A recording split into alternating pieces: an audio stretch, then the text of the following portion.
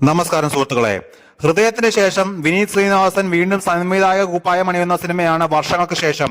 പ്രണവ് മോഹൻലാൽ, ധ്യാൻ ശ്രീനിവാസൻ എന്നിവരാണ് ചിത്രത്തിലെ പ്രധാന കഥാപാത്രങ്ങളായി എത്തുന്നത്.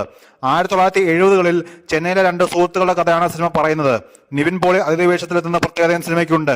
ചിത്രത്തിന്റെ പ്രമോഷനുമായി ബന്ധപ്പെട്ട് ഒരു ഓൺലൈൻ മാധ്യമത്തിന് നൽകിയ അഭിമുഖത്തിൽ നൻപകൽ നേരത്തെ മയക്കം സിനിമയുടെ സമയത്ത് മമ്മൂട്ടി തന്നോട് ചോദിച്ച ചോദ്യത്തെക്കുറിച്ച് ധ്യാൻ സംസാരിച്ചു.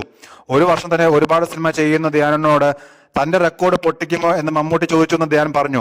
എന്നാൽ പരാജയ സിനിമകൾ തന്റെ അഭിനയം മെച്ചപ്പെടുത്താൻ സഹായിച്ചിട്ടുണ്ടെന്നും ധ്യാൻ കൂട്ടിച്ചേർത്തു.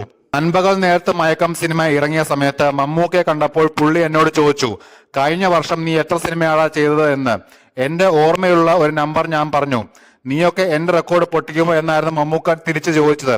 1983-ലോ 1984-ലോ മറ്റോ 34 സിനിമകളിലാണ് മമ്മൂക്ക ചെയ്തത്. അന്ന് പുള്ളി വേറൊരു കാര്യം കൂടി പറഞ്ഞിരുന്നു.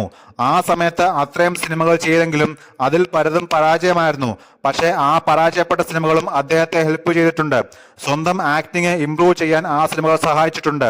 എന്റെ കാര്യം എടുത്താൽ ഞാൻ ചെയ്ത സിനിമകൾ പലതും പരാജയമാണ്. പക്ഷേ കഴിഞ്ഞ വർഷത്തെ സിനിമകൾ എടുത്തു നോക്കിയാൽ ആ പരാജയപ്പെട്ട സിനിമകളിൽ എന്റെ പെർഫോമൻസ് മെച്ചമുള്ളതാണെന്ന് പല റിവ്യൂവേഴ്സും പറഞ്ഞിട്ടുണ്ട്.